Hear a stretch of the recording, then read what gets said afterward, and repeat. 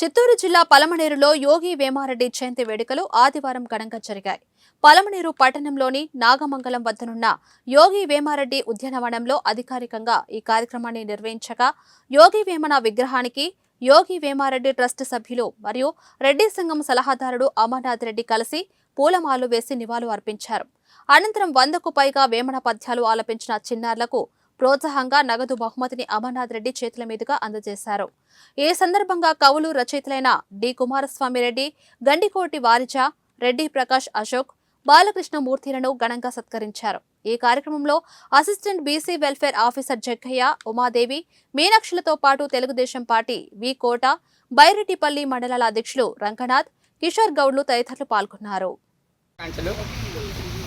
యోగి వేమన గారు తెలుగు సాహిత్యంలో సృష్టించినటువంటి రంగమంటూ ఏది లేదు.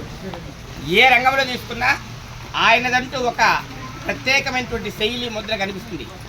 ఆట వెలది పద్యాలను ఈటెలుగా మలిచి సమాజంలోటువంటి కుళ్ళును, అసమానత్వాన్ని, అన్యాయాన్ని కడిగి పారేసినటువంటి గొప్ప వైతాళికుడు యోగి వేమన గారు. అలాంటి యోగి వేమన గారి గురించి అందరూ తమ యొక్క వేషధారణ గురించి చెప్తుంటారు.